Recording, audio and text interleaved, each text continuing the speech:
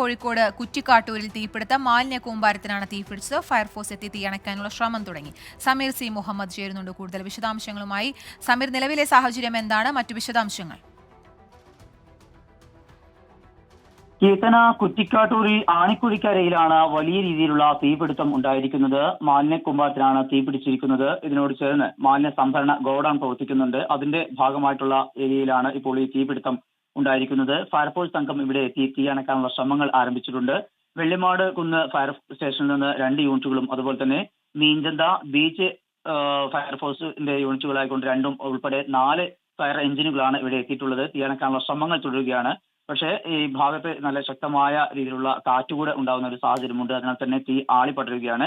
വലിയ രീതിയിലുള്ള ഒരു അത്യാഹിതമാണ് ഉണ്ടായിട്ടുള്ളത്. എന്തായാലും ഈ സമയത്തൊന്നും ഇവിടെ ആളുകളൊന്നും ഉണ്ടായിരുന്നില്ല എന്നുള്ളത് കൊണ്ട് വലിയ അപകടങ്ങൾ, ആൾനാശമോ മറ്റോ ഉണ്ടായിട്ടില്ല. വലിയ രീതിയിലുള്ള സാമ്പത്തിക നഷ്ടം ഉണ്ടായിട്ടുണ്ട്. എന്നിരുന്നാലും മറ്റു തലങ്ങളിലേക്ക് ഉള്ള ഒരു വിധത്തിലുള്ള ആശങ്കയും ഇല്ല എന്നാണ് നമുക്ക് അറിയാനാവുന്നത്. തീ അണയ്ക്കാനുള്ള ശ്രമങ്ങൾ പോലീസിന്റെയും അതുപോലെ തന്നെ ഫയർഫോഴ്സിന്റെയും ഭാഗത്തു നിന്ന് തുടരുകയാണ്. മീൻചന്തയിലെ ബൗസർ ഉൾപ്പെടെയുള്ള, അതായത് പരമാവധി വെള്ളം കൊള്ളാൻ കഴിവുള്ള ഫയർ എഞ്ചിനാണ്. അത് ഉൾപ്പെടെ അവിടെ എത്തിച്ചിട്ടുണ്ട്. തീ അണക്കാനുള്ള ശ്രമങ്ങൾ പുരോഗമിക്കുകയാണ്. കീർത്തന.